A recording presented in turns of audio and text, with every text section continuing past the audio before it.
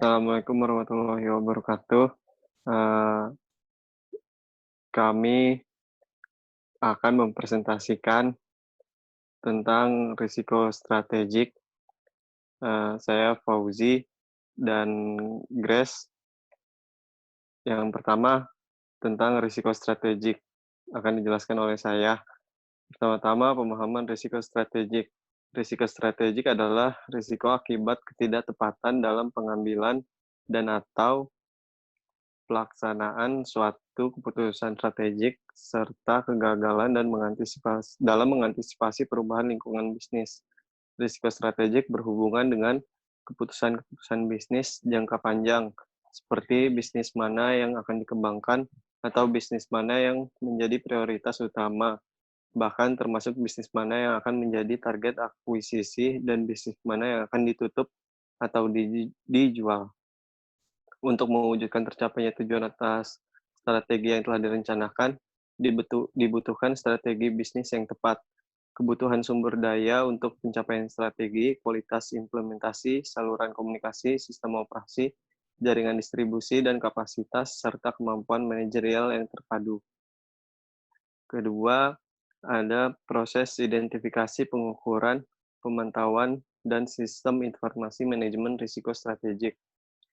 Bank melakukan identifikasi risiko strategik yang melekat pada aktivitas fungsional tertentu, seperti perkreditan atau penyediaan dana, treasury, dan investasi, serta operasional dan jasa. Bank melakukan pencatatan dan penatausahaan perubahan kinerja sebagai akibat tidak terrealisasinya atau tidak efektifnya pelaksanaan strategi usaha maupun rencana bisnis yang telah ditetapkan, terutama yang signifikan terhadap permodalan bank. Lalu dalam proses pengukuran risiko strategik ini, bank dapat menggunakan dengan dua kombinasi pendekatan, yaitu kualitatif dan kuantitatif. Bank memantau risiko strategik secara berkala, sesuai dengan pengalaman kerugian di masa lalu yang disebabkan oleh risiko strategik. Sistem informasi manajemen harus dapat menyediakan laporan eksposur risiko strategik secara lengkap, akurat, dan tepat waktu dalam rangka proses pengambilan keputusan oleh direksi. Selanjutnya, bank melaksanakan proses pengendalian keuangan yang bertujuan untuk memantau realisasi dibandingkan dengan target yang akan dicapai dan memastikan bahwa risiko yang diambil masih dalam batas toleransi. Bank memiliki satuan kerja yang diberi wewenang dan tanggung jawab untuk menganalisa laporan aktual dengan target rencana bisnis dan menyampaikannya kepada direksi secara berkala. Bank melaksanakan pengujian dan kaji ulang terhadap sistem informasi manajemen risiko strategik secara berkala. Selanjutnya, risiko kepatuhan. Pemahaman risiko kepatuhan. Risiko kepatuhan merupakan risiko yang disebabkan bank tidak mematuhi atau tidak melaksanakan peraturan perundang-undangan dan ketentuan lain yang berlaku. Pada dasarnya, risiko kepatuhan melekat pada risiko bank yang terkait pada peraturan perundang-undangan dan ketentuan lain yang berlaku, seperti risiko kredit terkait dengan ketentuan kewajiban penyediaan modal minimum atau KPMM, kualitas aktiva produktif, pembentukan penyisihan aktiva atau PPA, batas maksimum pemberian kredit, BMPK, risiko pasar terkait dengan ketentuan posisi devisa neto atau PDN, risiko strategik terkait dengan ketentuan rencana kerja anggaran tahunan, RKT bank, dan risiko lain yang terkait dengan ketentuan tertentu. Selanjutnya, pedoman penerapan manajemen risiko kepatuhan. Bank melakukan identifikasi dan analisis terhadap beberapa faktor yang dapat meningkatkan eksposur risiko kepatuhan dan berpengaruh secara kuantitatif kepada rugi laba dan permodalan bank, seperti aktivitas usaha bank, ketidakpatuhan bank, dan litigasi. Selanjutnya, pedoman penerapan manajemen risiko kepatuhan kebijakan. Pertama, ketepatan penetapan limit risiko yang telah ditetapkan. Kedua, konsistensi kebijakan manajemen risiko dengan arah dan strategi usaha bank. Tiga, penerapan kepatuhan. Empat, kebijakan mengecualikan suatu pengambilan keputusan yang menyimpang. Lima, penerapan kebijakan pengecekan kepatuhan melalui prosedur secara berkala. Selanjutnya, pedoman penerapan manajemen risiko kepatuhan, prosedur, ketepatan waktu, mengkomunikasikan kebijakan kepada seluruh pegawai pada setiap jenjang organisasi. Lalu kecukupan pengendalian terhadap pengembangan produk baru.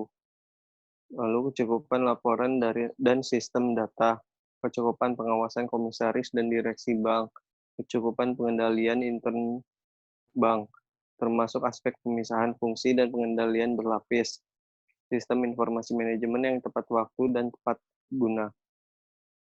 Selanjutnya, efektivitas dari pengendalian terhadap akurasi, kelengkapan, dan integritas data, kecukupan proses menginterpretasikan perundang-undangan dan ketentuan yang berlaku, komitmen bank untuk memastikan bahwa sumber daya bank telah dapat dialokasikan untuk kepentingan pelatihan karyawan dan peningkatan budaya kepatuhan, identifikasi dan tindakan korektif yang tepat waktu terhadap pengaruh pelanggaran dan ketidakpatuhan terhadap perundang-undangan dan ketentuan yang berlaku, kecukupan mengintegrasikan aspek kepatuhan pada setiap tahap perencanaan bank.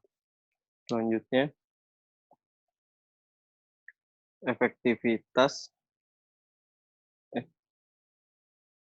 ketepatan, pedoman penerapan manajemen risiko kepatuhan, sumber daya manusia, ketepatan program kompensasi dan pengelolaan kinerja karyawan dan pejabat bank, tingkat turnover karyawan dan pejabat bank yang menduduki posisi yang strategis pada bank, high risk taking unit, kecukupan program pelatihan, kecukupan kompetensi komisaris dan direksi bank, tingkat pemahaman dan kesesuaian arah strategi usaha dengan risk tolerance, pedoman penerapan manajemen risiko kepatuhan, sistem pengendalian, efektivitas dan independensi fungsi audit, quality assurance unit apabila ada, dan satuan kerja manajemen risiko, akurasi, kelengkapan, dan integritas laporan, serta sistem informasi manajemen, keberadaan sistem pemantauan terhadap irregularitas yang mampu mengidentifikasi dan mengukur peningkatan frekuensi dan jumlah eksposur risiko, tingkat responsif bank terhadap penyimpangan kebijakan dan prosedur intern bank, tingkat responsif bank terhadap penyimpangan dalam sistem pengendalian intern bank.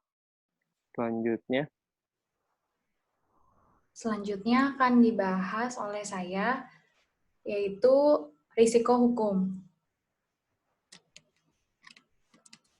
Risiko hukum adalah risiko yang disebabkan oleh adanya kelemahan aspek yuridis dan antara lain disebabkan adanya tuntutan hukum, ketiadaan peraturan perundang-undangan yang mendukung atau kelemahan perikatan seperti tidak dipenuhinya syarat sahnya kontrak dan pengikatan agunan yang tidak sempurna. Proses identifikasi, pengukuran, pemantauan, dan sistem informasi manajemen risiko hukum. Bank melakukan identifikasi risiko hukum yang melekat pada aktivitas fungsional perkreditan, treasury, dan investasi, operasional dan jasa, jasa pembiayaan perdagangan, teknologi sistem informasi, dan MIS, dan pengelolaan sumber daya manusia. Bank melakukan pencatatan dan penatausahaan setiap event yang terkait dengan risiko hukum termasuk jumlah potensi kerugian yang diakibatkan event dimaksud dalam suatu administrasi data. Pencatatan dan penatausahaan data tersebut disusun dalam suatu data statistik yang dapat digunakan untuk memproyeksikan potensi kerugian pada suatu periode dan aktivitas fungsional tertentu. Dalam proses pengukuran risiko hukum ini, bank dapat menggunakan kombinasi pendekatan kualitatif dan kuantitatif. Bank memantau risiko hukum secara berkala sesuai pengalaman kerugian di masa lalu yang disebabkan oleh risiko hukum. Sistem informasi manajemen dapat menyediakan laporan eksposur risiko hukum secara lengkap, akurat, dan tepat waktu dalam rangka proses pengambilan keputusan oleh direksi. Pengendalian risiko hukum. Satuan kerja bidang hukum harus melakukan review secara berkala terhadap kontrak dan perjanjian antara bank dengan pihak lain. Antara lain dengan cara melakukan penilaian kembali terhadap efektivitas proses enforceability tersebut guna memeriksa validitas hak dalam kontrak dan perjanjian tersebut. Dalam hal bank menerbitkan garansi seperti netting agreement, collateral pledge, dan margin call, maka hal tersebut harus didukung oleh efektivitas dan enforceability dokumen hukum. Bank harus meningkatkan pengendalian risiko hukum untuk memastikan, pertama, kesesuaian antara operasional, organisasi, dan pengendalian intern dengan ketentuan yang berlaku, kode etik, dan strategi usaha. Kedua, kepatuhan terhadap prosedur internal. Ketiga, kualitas laporan keuangan. Keempat, efektivitas dan efisiensi sistem informasi manajemen risiko. Dan kelima, efektivitas penerapan komunikasi yang berkaitan dengan dampak risiko hukum kepada seluruh pegawai pada setiap jenjang organisasi. Selanjutnya, mengenai risiko reputasi. Risiko reputasi adalah risiko akibat menurunnya tingkat kepercayaan stakeholder yang bersumber dari perspektif negatif terhadap bank. Proses identifikasi, pengukuran, pemantauan, dan sistem informasi manajemen risiko reputasi. Bank melakukan identifikasi risiko reputasi yang melekat pada aktivitas fungsional tertentu, seperti perkreditan, treasury, dan investasi, operasional dan jasa pembiayaan perdagangan, teknologi sistem informasi, dan MIS, dan sumber daya manusia. Bank melakukan pencatatan dan penatausahaan setiap event yang terkait dengan risiko reputasi, termasuk jumlah potensi kerugian yang diakibatkan event, dimasuk dalam suatu administrasi data. Pencatatan dan penatausahaan data tersebut disusun dalam suatu data statistik yang dapat digunakan untuk memproyeksikan potensi kerugian pada satu periode dan aktivitas fungsional tertentu. Dalam pengukuran risiko reputasi ini, bank dapat menggunakan kombinasi pendekatan kualitatif dan kuantitatif. Bank memantau risiko reputasi secara berkala sesuai dengan pengalaman kerugian di masa lalu yang disebabkan oleh risiko reputasi. Sistem informasi manajemen harus dapat menyediakan laporan eksposur risiko reputasi secara lengkap, akurat, dan tepat waktu dalam rangka proses pengambilan keputusan oleh direksi. Pengendalian risiko reputasi, bank meningkatkan kepatuhan terhadap ketentuan yang berlaku dalam rangka mengendalikan risiko reputasi. Bank segera mengatasi adanya keluhan nasabah dan gugatan hukum yang dapat meningkatkan eksposur risiko reputasi antara lain dengan cara melakukan komunikasi dengan nasabah atau counterparty secara berkesinambungan dan melakukan perundingan bilateral dengan nasabah untuk menghindari litigasi dan tuntutan hukum. Bank dapat melakukan kerjasama dengan pihak ketiga seperti penggunaan outsourcing dalam rangka mengendalikan risiko reputasi dengan mempertimbangkan biaya dan manfaat atas penggunaan outsourcing tersebut. Sekian presentasi dari kami.